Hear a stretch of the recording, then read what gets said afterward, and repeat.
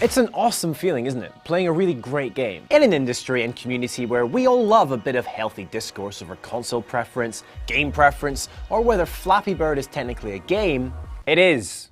I think I've finally found the one thing we can all agree on. We all love the feeling of playing a great game. So this week on Reality Check, we're going to celebrate great games by delving into the psychology of that feeling and see if we can shed some light on how developers make it happen.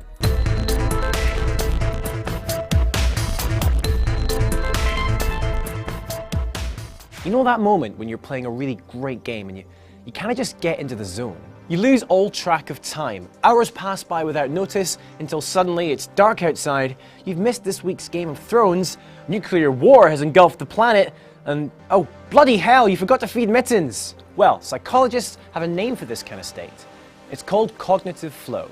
To you and me, this could be called being on fire or in the zone. Technically speaking, it's defined as a mental state of being completely immersed in a feeling of energized focus, with full involvement and enjoyment in the process of the activity.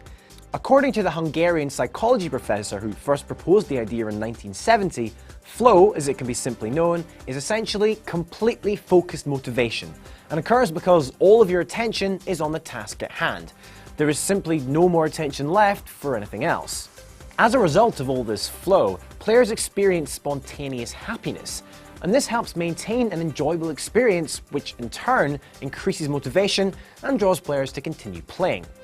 Other components of a flow experience are a merging of actions and awareness, a loss of the true passage of time, an improved performance, and experiencing the activity as intrinsically rewarding. Think back to the last time you had a truly great game-playing experience.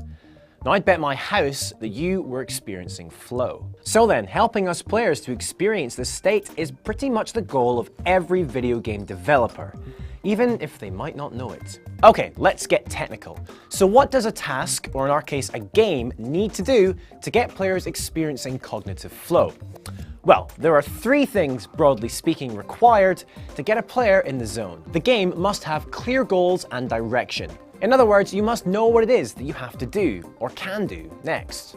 Now, I'm sure we've all experienced moments of the opposite, of playing a game where you just have no idea where you're meant to be going next.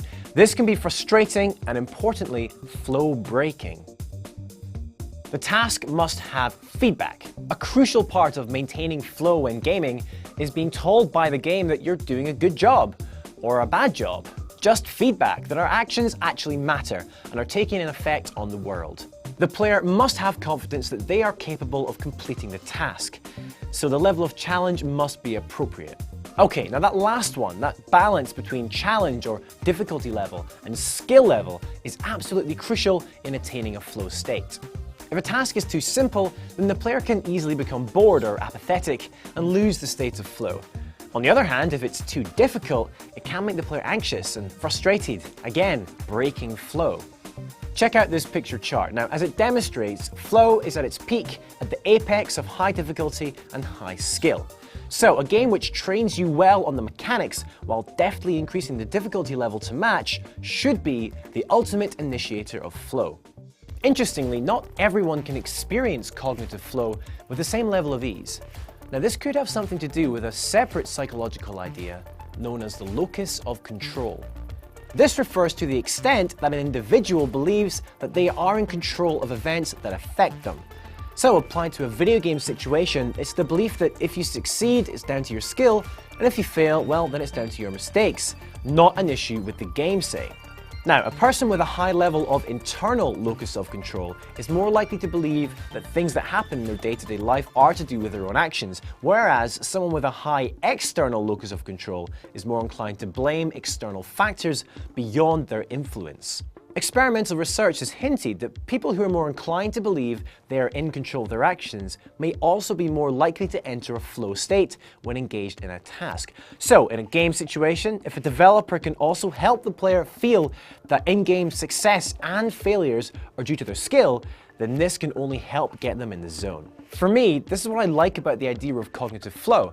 It makes you think about how different people can have very different opinions of the same game. For example, you know that discussion where one person says, "Oh, I loved that game," And another says, really? I never really got into it, to be honest. Now, when you consider cognitive flow, you can quickly see how these different experiences could come about. Now, as far as I could tell, the importance of flow in gaming, while an interesting notion, hasn't actually been tested empirically. However, flow itself is a well-established psychological idea. So, let me know what you thought of all this anyway in the comments down below, or you can reach out to me on Twitter at @CamFrazRob. Last week on the show, I explored 6 exciting alternatives to Oculus Rift. However, one question was asked which comes up every week without fail. What is the music you use at the end of the show? So get a pen and paper ready. It's called Way Up High, and you can find it on the Music Library Audio Network. It's a really great tune, and I actually heard it being used in a video presentation at London's Natural History Museum the other week. So now you know. Okay, thanks for watching everybody, and see you back here next week for more science meets video games goodness.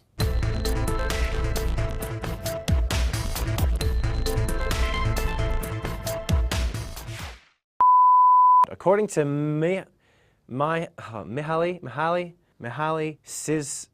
Csikszentmihalyi, oh Jesus. Mihaly Csikszentmihalyi. According to Mihaly Csikszentmihalyi. No, Mihaly. According to the Hungarian psychology professor who first proposed the idea in 1970,